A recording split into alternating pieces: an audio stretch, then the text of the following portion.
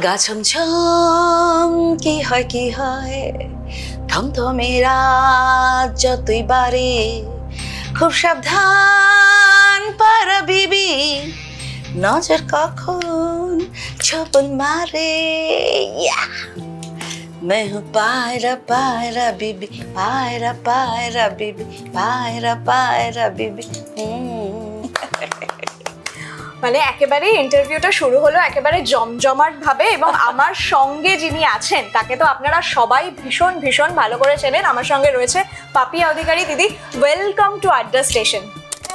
यमुना के तट पे नचत का नैया तत तत थैया मदद पैलिया तुम दना ना ना ना ओके ना আমি ওকে চেজ করছি तुम दना ना ना ना तुम दना ना ना ना तुम ना तुम তোমার সবথেকে হিট যাত্রা শ্মশানে কাঁদছে লক্ষ্মী।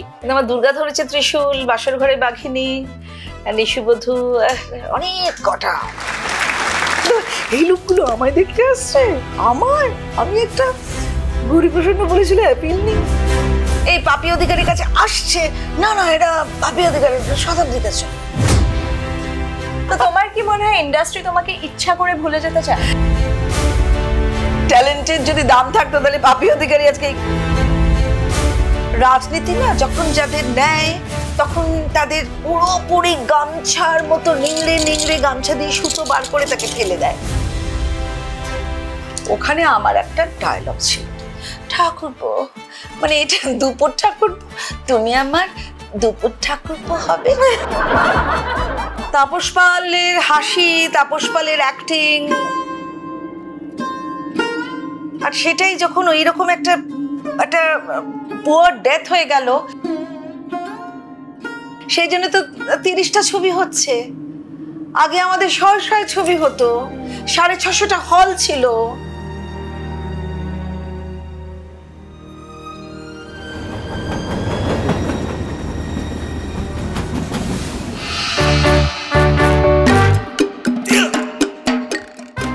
আমাকে তুমি নিলে, আমাকে যারা ভালোবাসে তারা দেখবে আরো।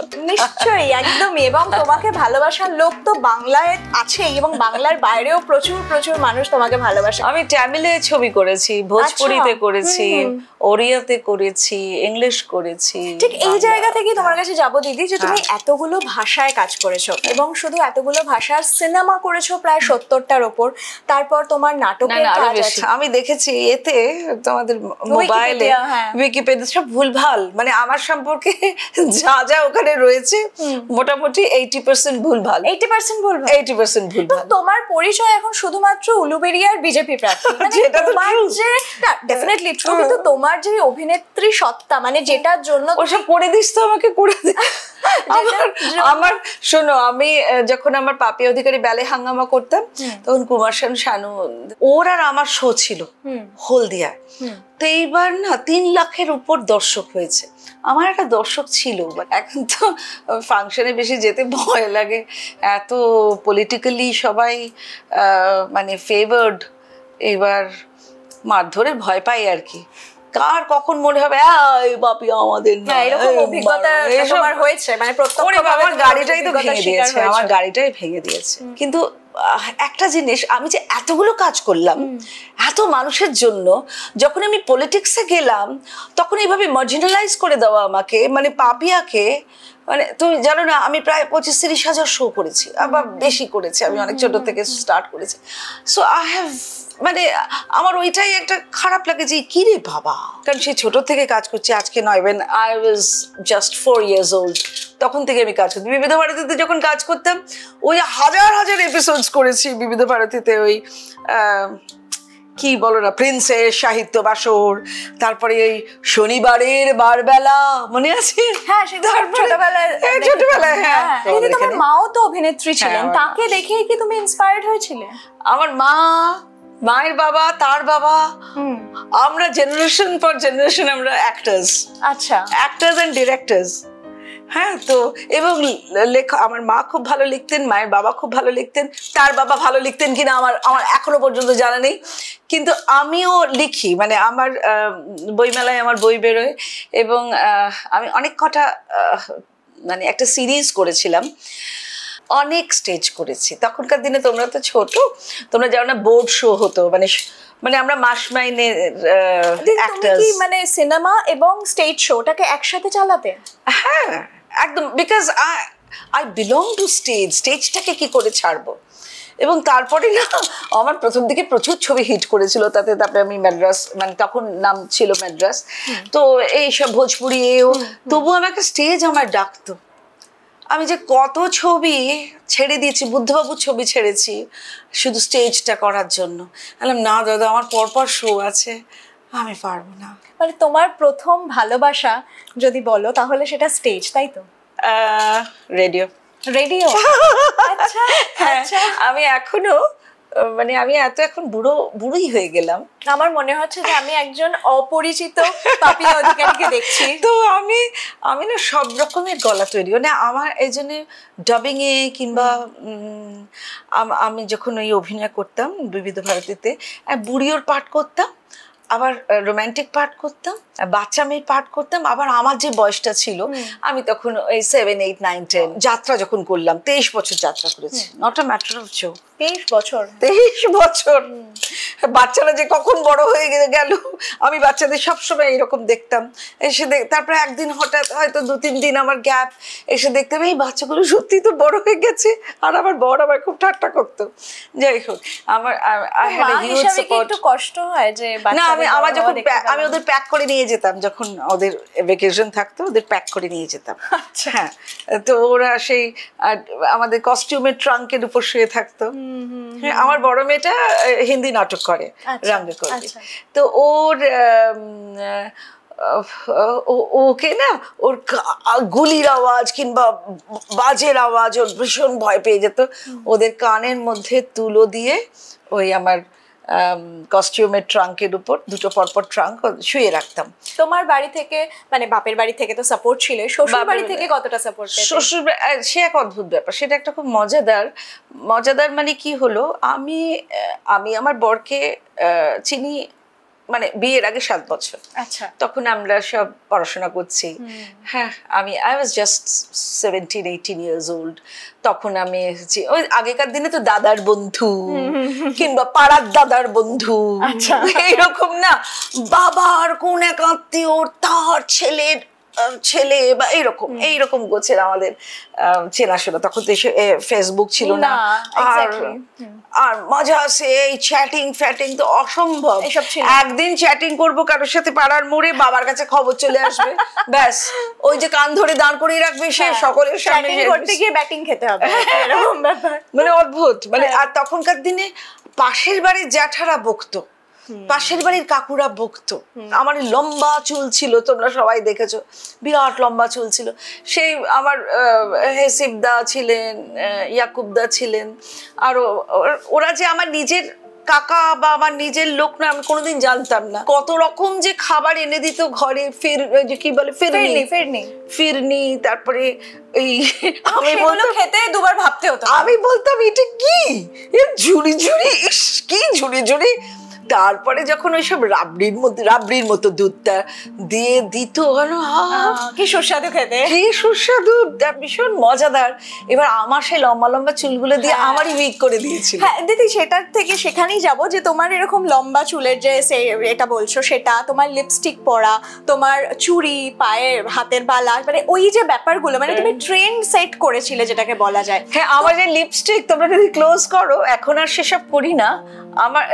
আমার সাবুদি, তখন সাবু মাসি বলতাম, এখন সে আমার খুব বন্ধু, মানে সে কবে থেকে কত বছর ধরে বন্ধু। আমাকে বলেছিল লিপটা না একটু এরকম করে করবি, তাহলে একটু মেয়ে লাগবে। আলাম তাহলে কি ছেলে লাগে? এতদিন কি আমার ছেলে লাগতো? বলে না, ওইটা একটা বুঝতে পেরেছিস তো, অ্যাপিলিং। আচ্ছা, এই অ্যাপিল নিয়ে কথা বলি এবার। তোমার একটা হাস্কি ভয়েসটা এমনি খুব অ্যাপিলিং। যে গানটা তোমরা শুনলে, মেহু পায়রা পায়রা বেবি, এটা দেবী বরণ ছবির গান। তা তখন আমি ম্যাড্রাসে চুটিয়ে কাজ করছি, ম্যাড্রাস নাম ছিল তখন চেন্নাইয়ে। তো আমাকে ডাকলো আমাদের এখানে শ্রীকান্তদা, বললো যে আয় তো, তোকে নিয়ে একটা ছবি করবে। না, আমাকে নিয়ে? তুমি তো এরকম করো না, আমাকে নিয়ে ছবি? বলে না, আয় না। তখন আমার মাকে দিদি বলতো, সেই জন্য আমরা তো অভিনেত্রী, মাকে দিদি বলতো, দিদি তুমি একটু ওকে নিয়ে এসো না, তোমাদের 2-3 দিন গ্যাপ থাকলে একটু এসো। তখন কত বয়স তোমার? ইয়াং, তখন আর কি বাচ্চা, তখন তো জাস্ট আমার তো ইউনিভার্সিটির পার্টে 20-21টা পার্টটা শেষ হয়েছে। তা আমি এসছি মাদ্রাস থেকে, বললো যে একটা ভালো, খুব ভালো একটা ক্যারেক্টার আছে এখানে, কিন্তু দেবশ্রী আছে, এখানে দেবিকা আছে, এখানে সুমিত্রা মুখার্জি, অনেকে অনেক। আলাম বাবা, প্রসেনজিৎ আছে, এ আছে, ও আছে। আলাম বাবা, এ অনুপ জেঠু আছে, প্রচুর আর্টিস্ট। তাই বললাম এখানে আমি, বললে যে ফ্যান্টাস্টিক পার্ট। বলে শোন না, এই গৌরী প্রসন্ন মজুমদারের বহুত হাত আছে, মানে ফান্ড কালেক্ট করা বা আরো অনেক কিছু। তো গৌরীদা আমাকে দেখেই বলছে এ কোনটা করবে, একে আনলে মানে, আর অন্যান্য তো সব সেট হয়ে গেছে, ও সব লেখাতে একসাথে হয়েছে, এ কোনটা করবে। তখন অলরেডি আমি সোনার সংসার হিট করে গেছে, আমি কয়েকটা ছবি হিট করে গেছে, ম্যাড্রাসের ছবি হিট করে গেছে। দেখছো চেহারাটা দেখছো? তা আমি আবার ভালো করে এমনি করে, কিন্তু আমি সেদিনকে না বোকার মতো একটা ফ্রক পরে গেছিলাম, আরো বাচ্চা লাগছে, ওটা অ্যাপিল কই। তখন আমি বলছি সেসব হয়ে যাবে, আমাদের কচিদা টচিদা আছে। আমাদের না তখন কোনো ফ্যাশন ডিজাইনার ছিল না, যারা আমাদের ওইসব কস্টিউম ডিজাইনার, ওই কস্টিউম বানাতো, তারাই আমাদের ফ্যাশন ডিজাইনার। সে বললো যে তো অ্যাপিলই নেই। এ বাবা, তখন শ্রীকান্ত দা বলছে ওর যে ছবি হিট হচ্ছে তো অ্যাপিল নেই, হয় নাকি? হ্যাঁ, ও করবে, ও অভিনয়টা ভালো করে, ও অভিনয় অনেক আছে। হ্যাঁ, এ তো মানে এত সুন্দর আমরা গপ্পটা করলাম, দেবশ্রী তো ওকে তুলে তুলে মারবে। তা আমি বলছি তো সেটাই তো ভালো, কে কাকে মারবে, পাবলিক দেখবে। আর অ্যাক্টিংটা মারামারি নয় গৌরীদা, আমি তো থিয়েটারের লোক, অ্যাক্টিং মারামারি, সবাই মিলে গ্রুপ অ্যাক্টিং করবো, ফ্যান্টাস্টিক হবে। হ্যাঁ, না বলে স্ক্রিপ্ট নিয়ে বাথরুমে চলে গেলেন। আর ফিশ ফ্রাই ভাজা হচ্ছিল, খুব গন্ধ। এমনিতে না আমরা বৈষ্ণব, হ্যাঁ আমরা বৈষ্ণব, তো ছোটবেলা থেকে সব খাওয়া দাওয়া হয়নি, কিন্তু তারপরে বড় হয়ে আমার মা তো জোর কমিউনিস্ট ছিল, বলে ছেলে বাচ্চাদের একটু প্রোটিন লাগবে। তো সারা পৃথিবীতে যারা নিরামিষাশী তাদের নাকি প্রোটিন, তারা কোথা থেকে প্রোটিন পায়। তো বাবা বৈষ্ণব, ঘোর বৈষ্ণব। তো বাবা বলছে যে ঠিক আছে তুমি যদি মনে করো, কারণ তখন মায়ের অলরেডি শ্বশুর শাশুড়ি নেই, আর তখন আমাদেরকে একটু মাঝে মাঝে খেতে টেতে দিত। আর ফিশ ফ্রাইটা ভাবছি, আমি ভাবছি মা যদি রাগ করে এবার চলে যায়, ওই ফিশ ফ্রাইটা তো খাওয়া হবে না।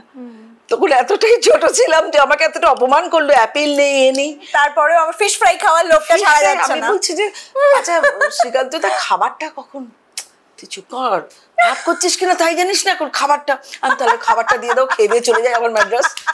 বলছে কি দাঁড়া চুপ কর বলে গৌরীদা এলো, অনেকক্ষণ শ্রীকান্ত দাকে এরম করে বলছিলাম, গৌরীদা এই লম্বা, কি সুন্দর লোক, আর কি ভালো লিখতেন। এই যে মেহু পায়রা তো গৌরীদার লেখা, গৌরী প্রসন্ন মজুমদারের লেখা। তারপরে গৌরীদা বলছে আমি তো অলরেডি বম্বে থেকে অমুক, আমি নামটা বলবো না, আমি তো ওর সাথে কথা বলেছি। এই মা, ও তো প্রায় আমার মার বয়সী না, তবু ও তো অনেক বড় আর মোটকা। এ বাবা, এই রোলটা ওর কি করে হয়? গৌরীদা আমি কিন্তু অনেক দূর থেকে এসেছি, ওই পাটটা যদি না করতে হয় ফিশ ফ্রাইটা দাও, আর কি আছে দাও, দিয়ে আমি খেয়ে চলে যাই। মা বলছে কি চুপ কর, তুই বস, আর ওরকম হ্যাংলার মতো করছিস, খেতে পাস না? আলাম না, তা না, এত গন্ধ বেরোয়, ফিশ ফ্রাই এর গন্ধটা ভেজেই যাচ্ছে, আসে আর না। তো যাই হোক, সেই গৌরীদা লাস্টে কনভিন্সড হলো। ওই যে অ্যাপিলের কথা বললে, তারপরে এই ছবিটা করার পর তারপরে মানে সেক্সি হট, তুমি দেখবে না আমার নামের আগে না হট পাপিয়া, আমি তো গৌরীদাকে কোনোদিন বলা হয়নি এই আমার নামের আগে কিন্তু হট, তুমি বলেছিলে অ্যাপিল নেই। ক্লাসিক্যাল ডান্সে আমি ট্রেন্ড, তো আমি যাত্রাতে কি করেছিলাম, অনেক ডায়লগ ফাইলগ থাকবে, কিন্তু ডায়লগগুলো বলবো না, আমি নাচে নাচে বলবো। তো আমার প্রডিউসার খুব অবাক হয়ে গেছে, নাচে নাচে বলবেন? এই আমি ভৈরব গাঙ্গুলিকে দিয়ে নাটক লেখালাম, পালাটা লেখালাম, আপনি নাচে নাচে বলবেন? সেটা কিরকম হবে? সেটা আবার কি? তাই বলে আমি তো দেখাবো কিরকম হয়, বলে যে ভিলেনের পার্টটা করছিল, তো আপনি দাঁড়াবেন, হ্যাঁ আমি যা যা করবো, আমি যদি মারি আপনি মার খাবেন, করে মার খাবেন। ওরা ভাবছে এসব কে কারা কোত্থেকে এসছে আমাদের যাত্রায়। তো যাই হোক,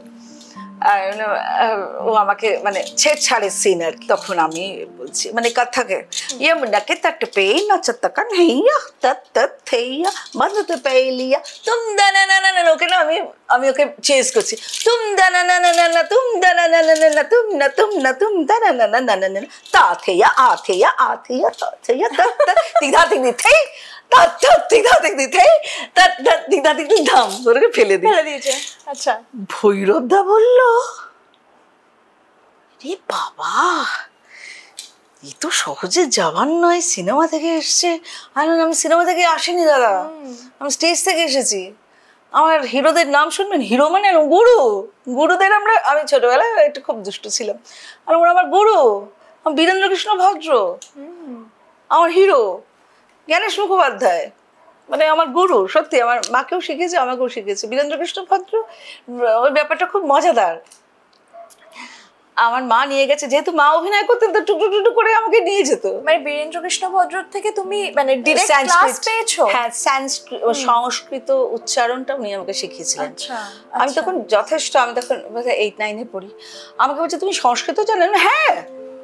তখন না যে যা বলতো আমি বলে দিতাম হ্যাঁ, না বলে কোনো কথা নেই। তখন তো স্কুলেও পড়ানো হতো সংস্কৃত। হ্যাঁ, বলছে তুমি সংস্কৃত জানো? হ্যাঁ। তুমি মন্ত্র জানো? হ্যাঁ। জানবো না? বলো তো। এই তো জবা কুসুম সঙ্গে সঙ্গে সবই আমাদের ধান তানি সর্বে পাবো না পাউদশ দিবা কর। এটা কি বললে? এত রেগে গেছে বীরেন্দ্র কৃষ্ণ ভদ্র। আমি সূর্য মন্ত্র, সূর্য প্রণাম এইভাবে কেউ বলে? বলছে এইটা তুমি এইরকম করে এরকম করে কেউ বলে? প্রথম কথা তোমাকে সোজা হয়ে দাঁড়াতে হবে কিংবা বসতে হবে। সোজা হয়ে দাঁড়াবে, হাতটা এরকম থাকবে, এই মুদ্রায় তোমাকে করতে হবে, আর হাতটা এরকম করে সূর্য দেখতে হবে। বুঝতে পেরেছো তো? এইখান দিয়ে সেই সব করে আমাকে সংস্কৃত উচ্চারণ ঠিক করিয়েছেন। মানে উনি আমাকে যা যে আমি যে গীতা উপনিষদ যা কিছু পড়ি ছোটবেলায় সব উনি আমাকে উনি তোমাকে হ্যাবিটটা তৈরি করেছেন। হ্যাবিটটা তৈরি করেছিলেন। তারপরে উৎপলদার সাথে বেশ কয়েকটা ছবি করেছি। উৎপলদা না আমাকে রেগুলার ক্লাস নিতেন। তারপরে একদিন মানে আমি বলছি একটা ছবি প্রতীক বলে একটা সিনেমা হচ্ছে, তো উৎপলদা আমাকে খুব ভালো ছাত্রী পেয়েছেন আর কি, খুব যা যা বলতেন, খুব ওবিডিয়েন্ট ছাত্রী ছিলেন। ওবিডিয়েন্ট, হ্যাঁ। আর তখন আমি কম্পারেটিভ লিটারেচারে আমি ব্যাচেলার্স গুলো পড়ছি, তা অনেক কম্পারেটিভে অনেক পড়তে হয় নানা রকম।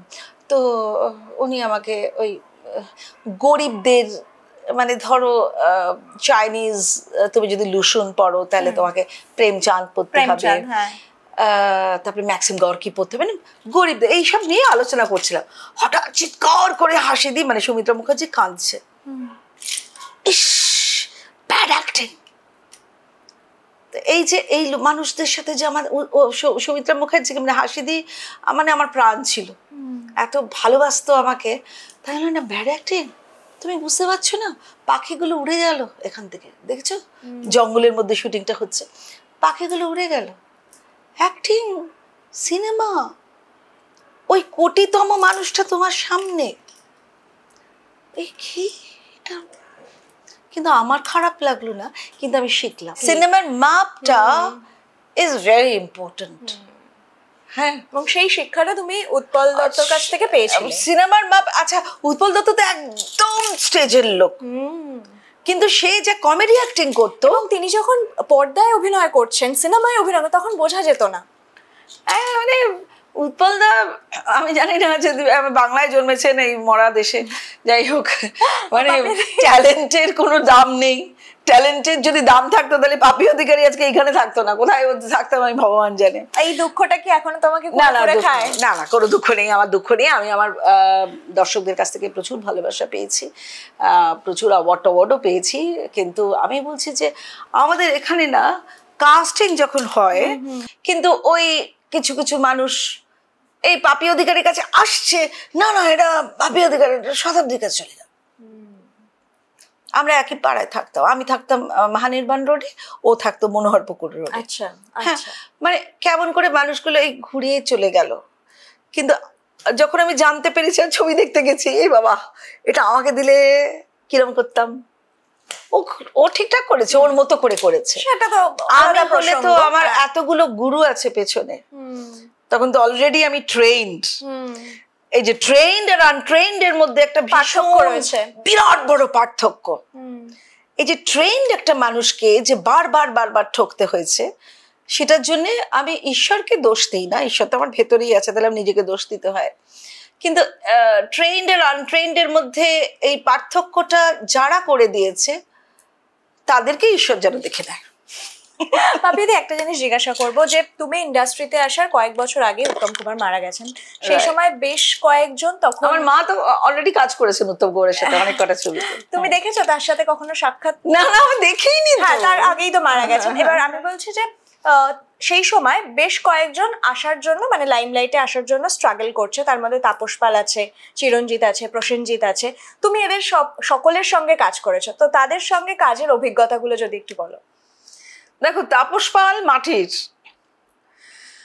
তাপস পালের হাসি, তাপস পালের অ্যাক্টিং, ও তো একজন ডাক্তারের ছেলে, কিন্তু তরুণ মজুমদারের হাতে পড়ে ওর একটা অন্য, মানে he had been accepted by the mass.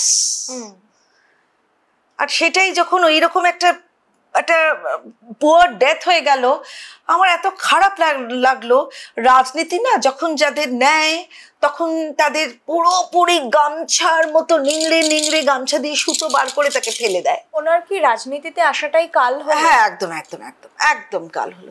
তুমি জানো, ওকে নিয়ে যে সমস্ত ওইটা যে ভাইরাল হয়েছিল, ও যে কথাটা বলেছিল, সেটা না ও একটা ক্লোজড একটা সার্কেলে, ও আর ওর কিছু মানুষ, মাইকও ছিল না, ক্লোজড একটা সার্কেলে। সেটা 2 বছর বাদে ওরা ভাইরাল করলো, যখন ওকে দিয়ে সব কাজ শেষ হয়ে গেছে। ও যত নায়িকাদের আনা, নায়কদের আনা সব যখন হয়ে গেছে, তখন তো তুমি শেষ। এবার দুধ উতলে পড়ে গেলে কি থাকে, সরাটা পড়ে থাকে। তোমার আর তাপস পালের জুটিটা কিন্তু একটা দীর্ঘ সময় ধরে হিট ছিল। হি had bin a very good friend of mine. খুব, ও আমাকে মানে চিন্তা করতে পারবে না, ও ভীষণ খেতে ভালোবাসতো। তো এবার বলছি না, আমরা বৈষ্ণব, তো আমাদের এই সমস্ত খাওয়া টাওয়া ছোটবেলায় ছিল না। এই মা হঠাৎ শুরু করেছিল, তাও মানে আমি বাবার সাথে খেতে বসতাম, বাবা না খেতে বসতো কিরকম, সেদ্ধ সেদ্ধ সেদ্ধ সেদ্ধ সেদ্ধ সেদ্ধ, সব সেদ্ধর মধ্যে একটু করে সর্ষের তেল দেওয়া। তোমাদের এরকম সেদ্ধ খেতে হতো? হ্যাঁ, সেদ্ধ। এবার না, আমি বাবার সাথে বসতাম খেতে। ভয়ঙ্কর। হ্যাঁ, ওইটা খাওয়া আমার অভ্যেস। সেদ্ধ সেদ্ধ সেদ্ধ সেদ্ধ সেদ্ধ, সবই সেদ্ধ, বুঝতে পেরেছো তো? ঝিঙে একটা বড় সেদ্ধ, পটল কয়েকটা সেদ্ধ, সব সেদ্ধ, পেঁপে, কুমড়ো, আর সবার উপরে একটু সর্ষের তেল দেওয়া থাকতো, আর সন্দক লবণ, সেই দিয়ে বাবা খুব সুন্দর ভাত মেখে খেয়ে নিত। এইবার আমিও বাবার সাথে খেতাম। আমি এইবার আমাকে, তখনও তো আমার বয়স কম, তাপস বলছে, কিমার পরোটা কোনোদিন খেয়েছো? আজকে কিন্তু কিমার পরোটা অর্ডার দিচ্ছি। বললাম, কিমা মানে তো মাংস। না না না, কেন? বলছে, আমার মুখ যে গন্ধ বেরোবে। আর কি বলবো, আমার মুখ যে গন্ধ বেরোবে। সে তো আমি আছি তো, আমি তো খেয়েছি, দুজনের গন্ধ মিলেমিশে যাবে। না আসলে আমি খাবো না। আচ্ছা, কিছু একটা বলে কাটাতে হবে। তাপস না এত খেতে ভালোবাসতো আর খাওয়াতেও ভালোবাসতো। আচ্ছা, আরে এইরকম নায়কটা, এইরকম তার পরিণতি হবে আমরা কেউ ভেবেছি? আর কোনো নায়ক আমাদের এত বন্ধু ছিল না। আমার মনে হয় আমাদের যতগুলো নায়িকা ছিলাম আমরা সকলের সাথে, শুধু তাই না, নায়ক নায়িকা নয়, সকলের সাথে। আর পায়ের কাছে বসে একদম তরুণ মজুমদারের তো পা টিপে দিত। দিদি, তুমি বললে যে তাপস পালের সঙ্গে তোমার কিরকম বন্ধুত্ব ছিল, তোমাদের রসায়নটা কেমন ছিল। চিরঞ্জিত এবং প্রসেনজিতের সঙ্গে তোমার কাজের কেমিস্ট্রি কিরকম? দেখো, প্রসেনজিৎকে আমি আজ থেকে চিনি না, মানে স্কুল লাইফ থেকে চিনি। হ্যাঁ, তো ছোটবেলায় একটু আমরা সিনিয়র জুনিয়র এরকম ছিলাম। তো কিন্তু ও তারপরে ছেড়ে দেয়, বোধহয় ক্লাস 4-5-এ ও অন্য জায়গায় দমদমে কোথায় চলে যায়। তো কিন্তু বুম্বা খুব মানে কো আর্টিস্টদের কি করে কাজ করিয়ে নেওয়া যায় সেটা বুম্বা সবসময় করতো। আমি বলছি না, তাপস, বুম্বা, কি বলে, চিরঞ্জিত তো খালি বলতো, একটু বলাবলি করে নি, মানে একদম মাখো যাতে হয়ে যায়, বলাবলি করে নি। এটা ওর একটা, চিরঞ্জিতের খুব ভালো ব্যাপার। অন্যান্য যে নায়করা সকলের সাথেই না আমাদের ভেরি গুড, মানে আমার ভেরি গুড রিলেশনশিপ ছিল। কিন্তু মানে ওই যে চলে আসতাম কেউ কেউ আমাকে রাত্রিরে ফোন করতো, কিন্তু বাড়িতে না মানে মা বাবার ঘর তারপরেই আমার ঘর, এইবার ফোনটা মাঝখানে ছিল, ওই মাঝখানে। আর যতবার ফোন আসতো বাবা ধড়াম করে ফোনটা ধরতো, হ্যালো কে কে বলছেন, কথা নেই কেন, আমি তো জানি কেউ না কেউ ফোন করেছে, কারণ একটু বোঝা যেত যে তাকিয়ে আছে কেউ। আমি আমার মাকে বলতাম, মা দেখো কেমন তাকিয়ে আছে, মা বলে ওসব দেখো না, তুমি এখন কিন্তু তুমি কাজ করো, তোমার এখনো পড়াশোনাটাও বাকি আছে, আর কাজ করো, এখন কাজ করো। আমারও ভাল লাগতো, তখন তো বয়স কম, তাকিয়ে আছে। এই যে ছোট ছোট, আমি এবার মানুষকে বলছি, তখনকার যে তাকিয়ে থাকা আর এখনকার বাচ্চাদের তাকিয়ে থাকা অনেকটা পার্থক্য। কিরকম পার্থক্য? মানে এখনকার তাকিয়ে থাকা মানে এই না হলে আরেকজন আছে, নাহলে আরেকজন আছে। আমি একে অত্যাচার করেছি, একটা বাচ্চা নাকি খালি অত্যাচার করেছে তিনজনকে, তার মধ্যে একজনকে দেবচন্দ্রিমাকে আমি চিনি। যাই হোক, বারবার আসছে, আমি দেখছি, আমার খুব খারাপ লাগছে। হ্যাঁ যাই হোক, আমি তাকে চিনি না, সে সিরিয়াল করে। যাই হোক, এবার এই যে ক্যারেক্টারিস্টিক্স গুলো আমাদের আগেকার নায়কদের মধ্যে বিলকুল ছিল না, একেবারেই ছিল না। They had been proper gentleman, all of them. And তখন না আমাদের কাঁধে ভার ছিল ছবিগুলোকে জমিয়ে দেওয়ার। তোমাকে একটা খুব মজার কথা বলি, প্রডিউসার্সরা খুব মানে পুরনো দিনের ভালো কৃষক, বুঝতে পারছো, বর্ধিষ্ণু কৃষক, তারা এরকম আমার নিজের চোখে দেখা, এইরকম খুঁটোতে করে, ধুতিতে করে, হ্যাঁ ধুতিতে, এই যে মায়েদের ডেটগুলো একটু নিয়ে নেবেন, ডিরেক্টরকে বলছে, আমার নিজের চোখে দেখা, বারবার দেখা। সো এবার ওরা যে ছবিগুলো যে চলতো, সেখানে কিন্তু ডুরে শাড়ি পরা, ধুতি পরা, লুঙ্গি পরা, সেই অডিয়েন্স হচ্ছে আমাদের দেবতা। সেই অডিয়েন্স কিন্তু এখন মাল্টিপ্লেক্সে আসছে না, অত ঝকঝকে তকতকে পপকর্নের দাম 200 টাকা, 400 টাকা, 1000 টাকা, বড় পপকর্নের দাম 1000 টাকা। সিঙ্গেল স্ক্রিন তো এখন নেই বললেই চলে। এবার সিঙ্গেল স্ক্রিন যতটুকুন ছিল সেগুলো তো ঠিক করে তার সাউন্ড টাউন্ডের ইন্দিরাটা উঠে গেল চোখের সামনে। মানে আমি আমার ক্যারিয়ারে দেখলাম চোখের সামনে যাওয়ার কথা হচ্ছিল, পূর্ণ আমাদের যেসব ছবিগুলো উঠে গেছে, তারপরে ওই কোন একজন ডিজাইনার উঠে গেছে, উজ্জ্বলা চানাচুর হয়ে গেল, ওই কেয়া শেঠ, উজ্জ্বলা চানাচুর খেতো, আর লোকে আমাদের সিনেমা দেখতো। সেই সব তো কি হলো, নেই। প্রাচীটা অর্ধেক কর্পোরেটরা নিয়ে নিয়েছে, কি সব করে। তাও শহরের অবস্থা, মানে শহরে তাও 2-4টে মাল্টিপ্লেক্স আছে যেখানে মানুষ যেতে পারে, কিন্তু গ্রামের অবস্থা তো আরো খারাপ। এবার সেই যে লুঙ্গি, কাঁধে বাচ্চা, ধূসর চটি, তারা ঢুকবে, হ্যাঁ বাচ্চা কাঁদলে বলে এই ওকে খাইয়ে দিন। হ্যাঁ মানে এই যে একটা ঘরোয়া একটা ব্যাপার ছিল, ঘরোয়া অ্যাম্বিয়েন্স যেটা, সেটা একদম, সেটা এখন নেই। আর তারপরে যে ধরনের ছবি হচ্ছে, ধরো পরকীয়া বা খুব গভীর চিন্তনের সিনেমা, সেটাই না ম্যাগাজিনে ছবিতে খুব জোর লেখালেখি, আরে বাবা কি করলো অমুক ডিরেক্টর, কি সুন্দর অভিনয় করলো অমুক। কিন্তু ওদের কাছে যখন ছবিটা পৌঁছচ্ছে এখনো যে কটা, ওরা বলছি কেমন ছবি। তুমি বলছো যে কমার্শিয়াল ছবি ইন্ডাস্ট্রিকে বাঁচাতে পারে, একমাত্র কমার্শিয়াল ছবিগুলো যদি না হয় তাহলে কিন্তু এই ধরনের ছবিগুলো বাঁচবে না। তো তোমাদের তো বুঝতে হবে, তোমরা সব ছবির মধ্যেই এত ইন্টেলেক্ট ঢুকিয়ে দিচ্ছ, এত ইতিহাস ঢুকিয়ে দিচ্ছ, এত কিছু ঢুকিয়ে দিচ্ছ। ওই যে যা সকাল থেকে রাত অবধি চাষ করছে, সকাল থেকে রাত অবধি ওই অতগুলো বাচ্চা কাচ্চা খোঁজ খবর করছে, ওদের জন্য এত কাজ করছে, ধূসর চটি পরে তারা কিন্তু যাত্রা দেখতে যায়, ভর্তি করে যাত্রা দেখতে চায়। আমার যাত্রায় অডিয়েন্স হতো জানো 20,000, 25,000, 30,000। একবার ওই কি নাম একটা, যাই হোক, আমি বলছি যে আমার নিখিলদা মারা গেলেন, আমার ম্যানেজার, বহু কালের ম্যানেজার নিখিলদা, একটা তো লোক, মানে লোকও যেত আমিও যেতাম, হ্যাঁ মানে যাত্রা যখন অভিনয় করতে যাচ্ছি, ও গাড়ি গাড়ি লোক যাচ্ছে, এত ভাল লাগতো। এই লোকগুলো আমায় দেখতে আসছে, আমি একটা গৌরীপ্রসন্ন বলেছিল অ্যাপিল নেই, সেই আমায় দেখতে আসছে, মানে এইরকম আর কি। তো যাই হোক, আমি আমি আমি খুব খুশি হতাম যে এই ধরনের লোকেরা। তুমি যেটা বলছিলে যে তোমার, আমি যেটা বললাম যে 70টা সিনেমা হয়তো তুমি করেছো, তুমি বললে না অনেক বেশি, তো এই সংখ্যাটা ঠিক কত আমার জানতে ইচ্ছে করছে। আর মোর দ্যান 100। তারপর তো ছোট ছোট ছবিগুলো তো সেগুলো কোনো, আমি ছোট ছোট ছবি আমি জানি না। দিদি, তোমার সব থেকে হিট যাত্রা শ্মশানে কাঁদছে লক্ষ্মী, মানে এটাতে যতটা জনপ্রিয়তাটা তুমি লাভ করেছিলে, মনে পড়ে সেই দিনগুলো?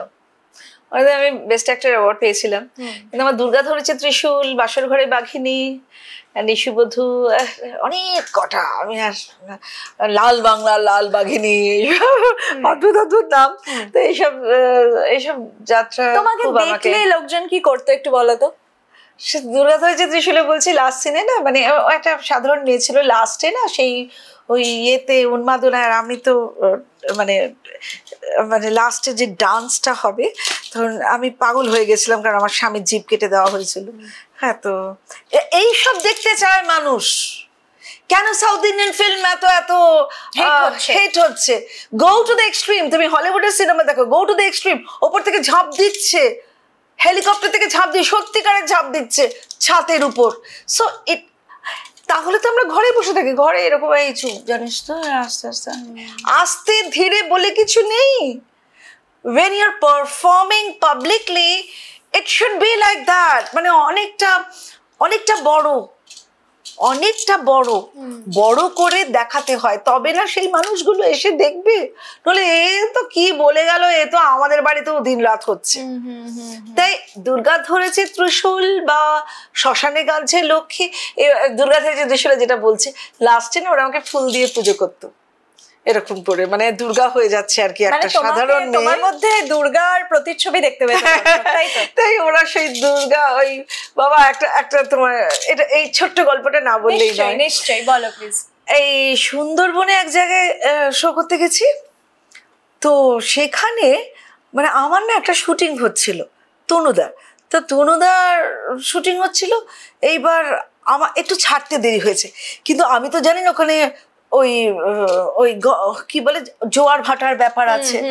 তো এবার গিয়ে দেখি এবার ভাটা পড়ে গেছে, তা এবার জোয়ারটা আসবে। এবার এইদিকে যখন জোয়ার আসছে ওদিকে তখন ভাটা পড়ে যাচ্ছে, কিন্তু যাই হোক আমরা ভটভটি করে তো গেছি।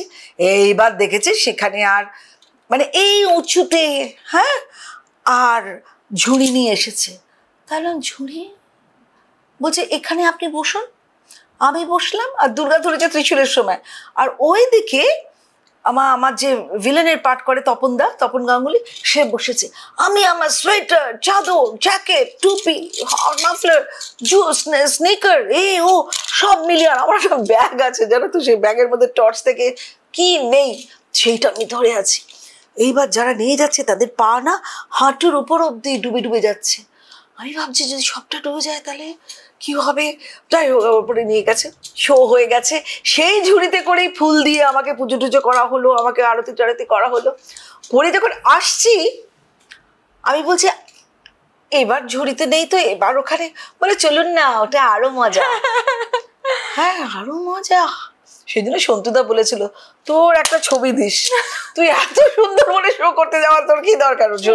সন্তুদা যেত না। তো এইবার ওই উপরে ও একটা ডিঙি মতো আমাদের মেয়েদের চাপালো, আর ভিলেন মানে তপনদাকে চাপালো। হেই করে আমাদের উপর থেকে নিচে ওই ডিঙিটা ধাক্কা দিল। আর চাঁদনি রাত ছাড়া তো যাত্রা হয় না।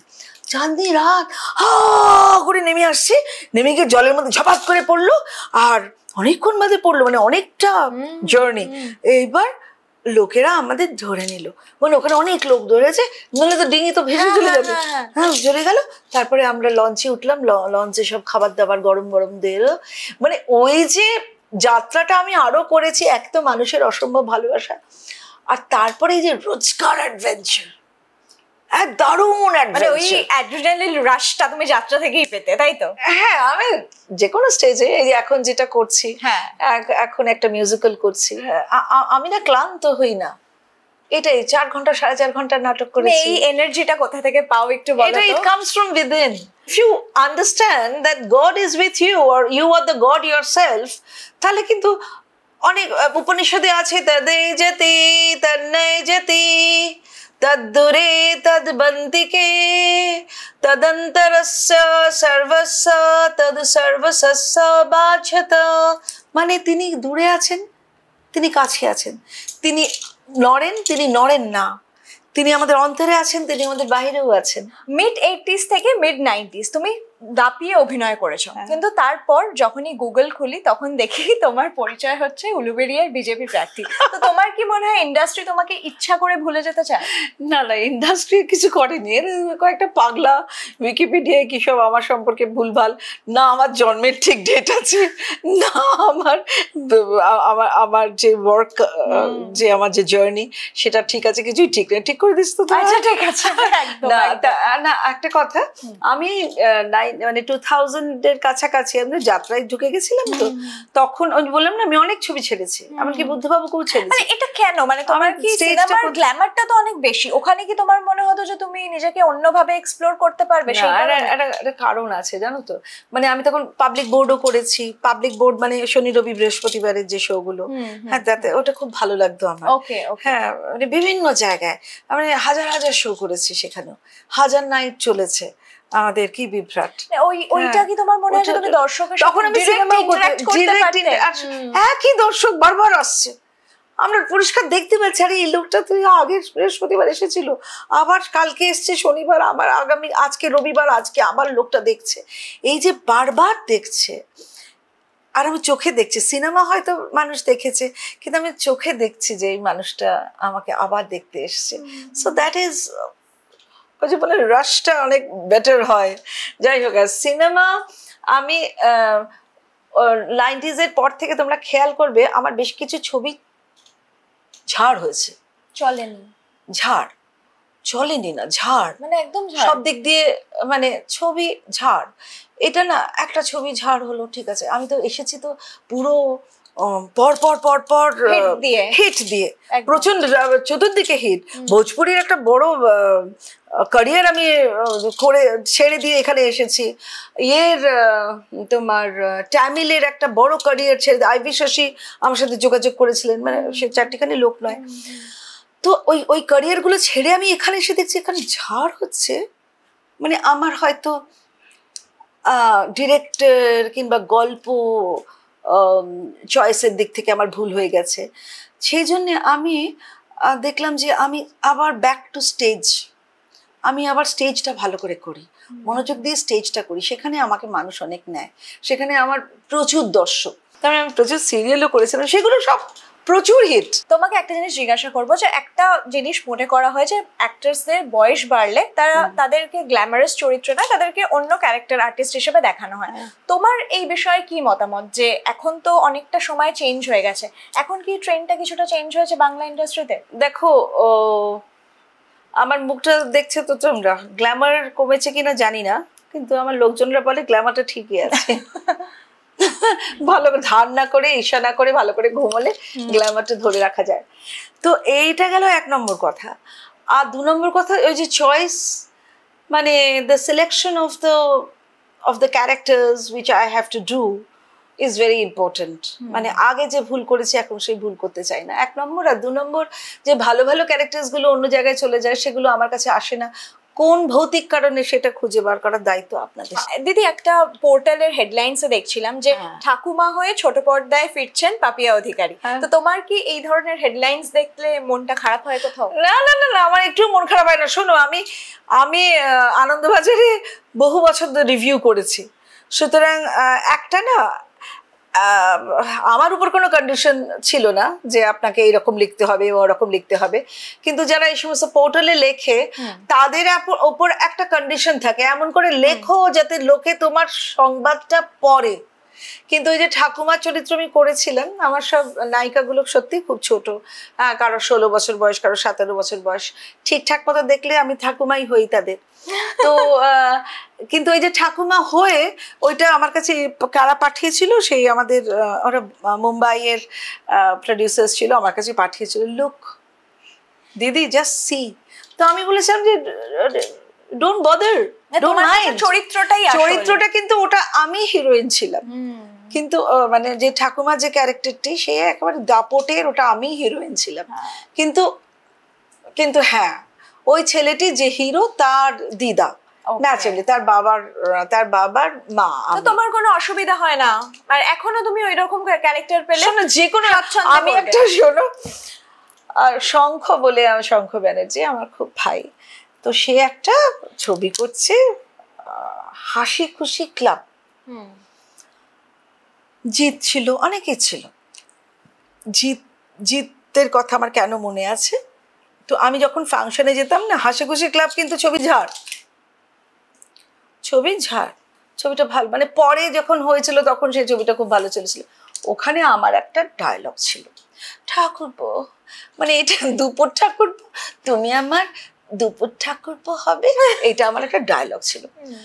এইবার আমাকে ফাংশনে যখন যাচ্ছি, দিদি দুপুর ঠাকুরপো শুনবো, দুপুর ঠাকুরপো এত ছবি করি তো, দুপুর ঠাকুরপো কি বলছে নিখিল দাকে, মানে আমি আমার ম্যানেজারকে জিজ্ঞেস করছি কোনটা কি, ওই যে কি করেছেন হাসি খুশি ক্লাব। আচ্ছা আচ্ছা আচ্ছা, হ্যাঁ, আর তুমি আমার দুপুর ঠাকুরপো হবে। তারপর দেখি দুপুর ঠাকুরপো নামে একটা গোটা সিরিজ শুরু হয়ে গেল আমাদের স্বস্তিকা হইচইতে।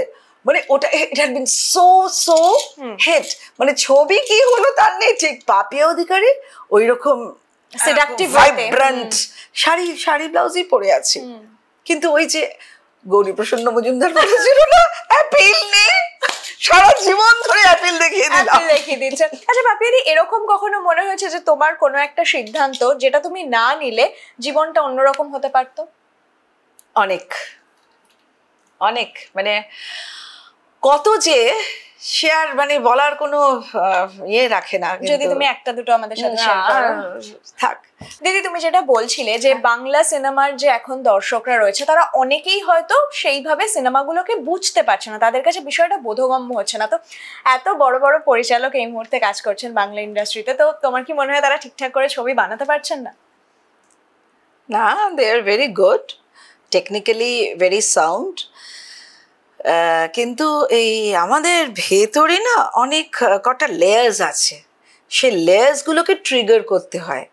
সেই ট্রিগারিংয়ে বোধহয় আঙুলের একটু, মানে ওই যে গ্রে ম্যাটার বলছি না, ওই গ্রে ম্যাটারের একটু কম পড়ে যাচ্ছে। কোনটা ট্রিগার করব আমি ডুরের শাড়ি পরা ওই মাটি যে কিনা কোলে বাচ্চা নিয়ে আফটার সারাদিনের কাজকর্ম আমাকে দেখতে এসছে আমার ছবি, তার চোখ দিয়ে জল পড়াতে পারবো তো? দু রকমের চোখের জল হয়, একটা হচ্ছে সকেটে লেগে থাকে জলটা, আর হচ্ছে জলটা টপ করে পড়ে যায়। ওই টপ করে পড়ে যাওয়াটাই হিটের একটা ফ্যাক্টর। আজকাল সব সফিস্টিকেটেড লোকরা চোখে জল এলো কিন্তু টপ করে পড়লো না, সেটা হয়তো আমার আইনক্সে ঠিক আছে, কিন্তু আমার ওই গ্রাম বাংলায় যেখানে ছবি হচ্ছে না, ছবি উঠে গেছে, তার জন্য কিন্তু ছবি বানানোর টেকনিকটা আমাদের আধুনিক ডিরেক্টরদের শিখতে হবে। সেই জন্য তো 30টা ছবি হচ্ছে, আগে আমাদের 100 ছবি হতো, 650টা হল ছিল, এখন কমে কোন জায়গায় এসেছে। এরপর বাংলা সিনেমাটা উঠে যাবে। আরে আমি ওই ভক্ত প্রহ্লাদ যে কতবার দেখেছি দিদার সাথে, ভক্ত প্রহ্লাদ দেখেছি দিদার সাথে ছোটবেলায়, মানে আমি পাপিয়া অধিকারী যখন বাচ্চা মেয়ে ছিলাম, কোথায় যেন রূপায়ণ সিনেমায় কাঠের বেঞ্চি, ওপরে কাঠের বেঞ্চি ভক্ত প্রহ্লাদ দেখেছি। আমি বলছি না ভক্ত প্রহ্লাদ করতে, আমি বলছি না রামায়ণ মহাভারত করতে, কিন্তু আমি বলছি to go inside hour culture which is missing. আমাদের কালচার পরকীয়ার নয়, যা ছিল ছিল। আর কিছু কিছু জিনিস জানো তো, একটা সিনেমা ছিল যেখানে হেমা মালিনীর আঁচলটা উড়ে যাচ্ছে, তখন রাজেশ খান্না বলছে जो चीज उड़ता है उनको उड़ने दो, তখন হেমা মালিনী শাড়িটা ঠিক করে পরে আবার বলছে कुछ चीजें है जो रुके छुपे अच्छे लगते हैं। যেগুলো আমাদের সমাজে আমরা দেখতে চাই না, সেগুলো চুপচাপ থাকাটাই তো ভালো। সব খুল্লা হয়ে গেলে আর ডুলে শাড়ি পরালা ঢুকলো না, ধূসর চটি পরা ধুতি পাঞ্জাবি লোকগুলো ঢুকলো না, পাজামা পরা কাঁধে বাচ্চা লোকটা ঢুকলো না, লুঙ্গি পরা লোকটা ঢুকলো না। তারা ক্যাটরিনা কাইফ দেখছে। একদমই। এবং দিদি তোমার আরো একটা যে বড় পরিচয় সেটা হচ্ছে যে তুমি রাজনীতিতে একেবারে মানে রাজনীতির আঙিনায় তোমাকে আমরা প্রত্যক্ষভাবে দেখতে পাই। তো একটা জিনিস জিজ্ঞাসা করবো, যেটা তুমি ইন্টারভিউ শুরুতে বলছিলে যে তোমার মা ছিলেন বামপন্থী, তো বাম থেকে একেবারে রামে তুমি, তো এটা কেন? আর বামেরা আমাকে কনভিন্স করতে পারেনি নানা রকম কারণে। আমি দেখেওছি আমার মারা যখন গণনাট্য করেছে আইপিটিএ করে, আমরা তখন অনেক ছোট ছিলাম, ছোটবেলায় আমাদেরকে ঘরের মধ্যে রেখে দিয়ে বাবা বাইরে কাজ করছে, মা বাইরে কাজ করছে, আমরা ওই মামার বাড়ির লোকেরা এসে আমাদেরকে দেখাশোনা করছে, হ্যাঁ করে মা সেই শাক ভাত খেয়ে দলটাকে নিয়ে এলো 77 সালে। যখন তারা এলো মায়ের দিকে ফিরেও তাকায়নি। আর তারপরে আমি হাঁটতাম রাস্তা দিয়ে, তখন কিন্তু আমি হিরোইনও হয়ে গেছি। ও কল্যাণীদির মেয়ে তো হাঁটুক। বহু প্রশ্নের উত্তর অনুচ্চারিত, সেই সব প্রশ্ন এখানে, এটা তোমরা বিনোদনের জগতে এসেছো আড্ডা, তা আমি বলতে চাই না সেই সমস্ত বহু প্রশ্নের উত্তর আনআনসার্ড। দিদি তুমি বলছিলে যে কিছু চরিত্র তোমার কাছে আসতে আসতে অন্যজনের কাছে চলে যাচ্ছে। তুমি অনেক সময় সায়নীকে নিয়ে, রচনাকে নিয়ে কিছু মন্তব্য করেছো, তো তোমার কি মনে হয় ইন্ডাস্ট্রিতে এই কথাগুলোর কোনো প্রভাব পড়ছে যার জন্য তোমার কাছে ডিরেক্টলি কাজ আসছে না, সেগুলো এসেও অন্য কারোর কাছে চলে যাচ্ছে? সে তো ছোটবেলায়, এখন তো বন্ধ, এখন তো বন্ধ। পাপিয়া অধিকারী তো অ্যান্টি মমতা কথা বলেন। আমি মমতা ব্যানার্জিকে স্ট্রেট ডাইরেক্ট বলি অনেক কথা। তোমার মমতা ব্যানার্জিকে এত অপছন্দ কেন? আমি অপছন্দ করি না, আমি মানুষটিকে অপছন্দ করি না। তো পাপিয়াদি, আজকে তুমি যতই রাজনীতির আঙিনায় থাকো এবং তাছাড়া আমার সক্রিয় ভাবে থাকো, আমাদের লিডারশিপ কোয়ালিটি আছে। আমি না মানে ছবি, অনেক কটা ছবি বানিয়েছি মানে আমার হাউসে, অনেক কটা, সব আমার লেখা। আচ্ছা, হ্যাঁ, কেউ আমাকে হেল্প আউট করেছিল স্ক্রিপ্টে, কিন্তু গল্পগুলো সব আমার। হ্যাঁ, গল্পগুলো আমি বানিয়েছিলাম এবং অনেক কটা ছবি হয়েছিল। ঋতুকে নিয়ে আমি একটা ছবি শুরু করেছি, মানে বড় ছবি, সেটাও হয়ে যাবে এখন। নানা রকম কাজকর্ম চলছে। এবং এইখানেই পাপিয়াদি যেটা আমার বলার সেটা হচ্ছে, দর্শক কিন্তু তোমাকে এখন রাজনীতিতেই বেশি দেখে এবং রাজনীতিতে তুমি কতটা সক্রিয় সেটা তোমার ইন্টারভিউজে দেখা যায়। তো তোমার যে অভিনেত্রী সত্তা, তোমার যে স্ক্রিপ্ট রাইটিং বলো, ডিরেকশন বলো, সেগুলো যে একইভাবে চলছে এটা অনেকের জানা ছিল না। ডেফিনেটলি আড্ডা স্টেশনের মাধ্যমে দর্শক এটা জানতে পারলো। আমার একদম শেষ প্রশ্ন, ইন্টারভিউয়ের একেবারে শেষ পর্যায়ে আমরা চলে এসেছি, এবং একদম শেষ প্রশ্ন তোমার কাছে, আজকের তারিখে দাঁড়িয়ে অভিনেত্রী না রাজনীতি, মানে অভিনয় না রাজনীতি, কোনটা ফিল্ডে দেখতে তুমি নিজেকে বেশি স্বচ্ছন্দ বোধ করো? আমি পাপিয়া অধিকারী, অ্যাজ অলওয়েজ ঠোঁট কাটা, অ্যাজ অলওয়েজ ঠিকঠাক নিজের মাথা ঠিক জায়গায় লাগানো, এবং যদি কখনো কোনো ভুল করে থাকি সেই ভুলগুলো যাতে আর না করা, সেই বিচারটা যাতে, সেই বিচার বোধটা যাতে থাকা, এই সব কিছু নিয়ে পাপিয়া অধিকারীকে দেখতে চাই। সেটা কি রাজনীতিতে, কি অভিনয়, কি ডিরেকশনে, কি লেখায়, সব দিকে যেন পাপিয়া অধিকারী তার নিজের সত্তাটা না হারায়।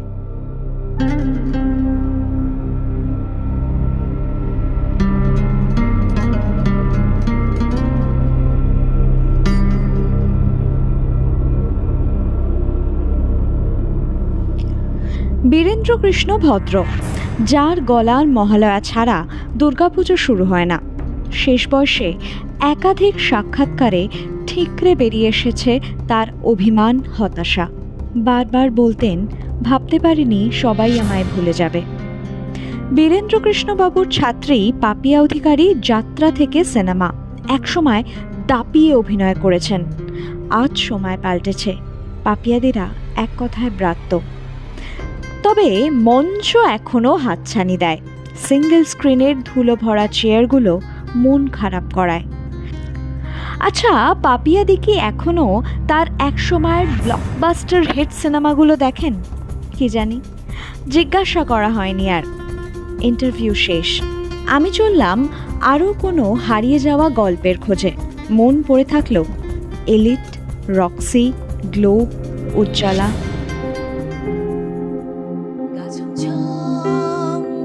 কি হয় থমথমেরা যত বাড়ে, খুব সাবধান পারা বিবি, কখন